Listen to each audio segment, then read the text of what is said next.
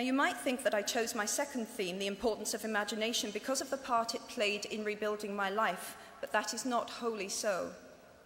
Though I personally will defend the value of bedtime stories to my last gasp, I have learnt to value imagination in a much broader sense.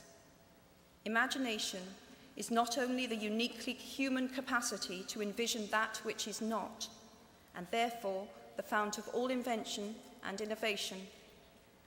In its arguably most transformative and revelatory capacity, it is the power that enables us to empathize with humans whose experiences we have never shared.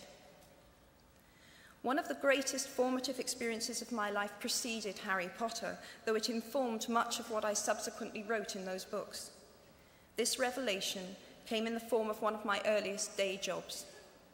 Though I was sloping off to write stories during my lunch hours, I paid the rent in my early 20s by working at the African Research Department of Amnesty International's headquarters in London. There in my little office, I read hastily scribbled letters smuggled out of totalitarian regimes by men and women who were risking imprisonment to inform the outside world of what was happening to them. I saw photographs of those who had disappeared without trace, sent to Amnesty by their desperate families and friends. I read the testimony of torture victims and saw pictures of their injuries. I opened handwritten, eyewitness accounts of summary trials and executions, of kidnappings and rapes. Many of my co-workers were ex-political prisoners, people who had been displaced from their homes or fled into exile because they had the temerity to speak against their governments. Visitors to our offices included those who had come to give information or to try and find out what had happened to those they had left behind. I shall never forget the African torture victim, a young man no older than I was at the time, who had become mentally ill after all he had endured in his homeland. He trembled uncontrollably as he spoke into a video camera about the brutality inflicted upon him. He was a foot taller than I was and seemed as fragile as a child. I was given the job of escorting him back to the underground station afterwards, and this man, whose life had been shattered by cruelty, took my hand with exquisite courtesy and wished me future happiness. And as long as I live, I shall remember walking along an empty corridor and suddenly hearing, from behind a closed door, a scream of pain and horror such as I have never heard since. The door opened, and the researcher poked out her head and told me to run and make a hot drink for the young man sitting with her. She had just had to give him the news that in retaliation for his outspokenness against his country's regime, his mother had been seized and executed. Every day of my working week in my early 20s, I was reminded how incredibly fortunate I was to live in a country with a democratically elected government where legal representation and a public trial were the rights of everyone. Every day, I saw more evidence about the evils humankind will inflict on their fellow humans to gain or maintain power. I began to have nightmares, literal nightmares, about some of the things I saw, heard, and read. And yet, I also learned more about human goodness at Amnesty International than I had ever known before. Amnesty mobilizes thousands of people who have never been tortured or imprisoned for their beliefs to act on behalf of those who have. The power of human empathy leading to collective action saves lives and frees prisoners. Ordinary people whose personal well-being and security are assured join together in huge numbers to save people they do not know and will never meet. My small participation in that process was one of the most humbling and inspiring experiences of my life. Unlike any other creature on this planet, human beings can learn and understand without having experienced. They can think themselves into other people's places. Of course, this is a power, like my brand of fictional magic, that is morally neutral. One might use such an ability to manipulate or control just as much as to understand or sympathize. And many prefer not to exercise their imaginations at all.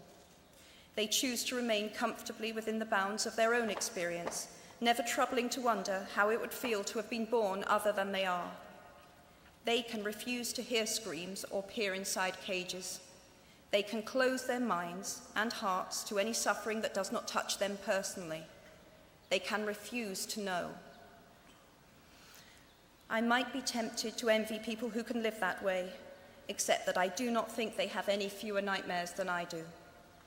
Choosing to live in narrow spaces leads to a form of mental agoraphobia, and that brings its own terrors. I think the willfully unimaginative see more monsters. They are often more afraid. What is more, those who choose not to empathize enable real monsters, for without ever committing an act of outright evil ourselves, we collude with it through our own apathy. One of the many things I learned at the end of that classics corridor down which I ventured at the age of 18 in search of something I could not then define was this, written by the Greek author Plutarch: "What we achieve inwardly will change outer reality." That is an astonishing statement, and yet proven 1,000 times every day of our lives. It expresses in part our inescapable connection with the outside world, the fact that we touch other people's lives simply by existing. But how much more are you, Harvard graduates of 2008, likely to touch other people's lives? Your intelligence, your capacity for hard work, the education you have earned and received give you unique status and unique responsibilities. Even your nationality sets you apart. The great majority of you belong to the world's only remaining superpower. The way you vote, the way you live, the way you protest, the pressure you bring to bear on your government has an impact way beyond your borders. That is your privilege and your burden. If you choose to use your status and influence to raise your voice on behalf of those who have no voice, if you choose to identify not only with the powerful but with the powerless, if you retain the ability to imagine yourself into the lives of those who do not have your advantages, then it will not only be your proud families who celebrate your existence, but thousands and millions of people whose reality you have helped change. We do not need magic to transform our world. We carry all the power we need inside ourselves already.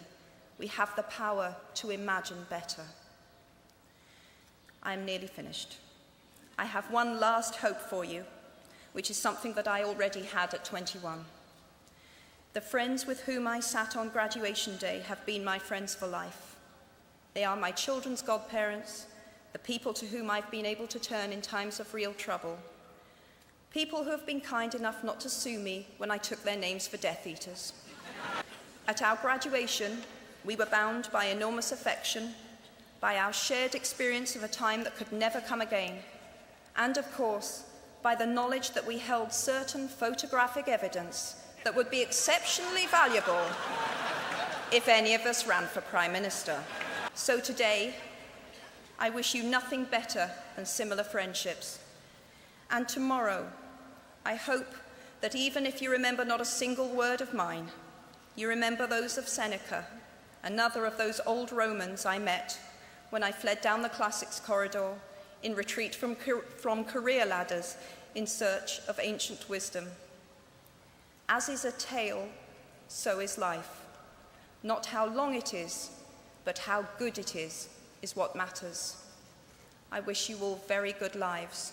Thank you very much.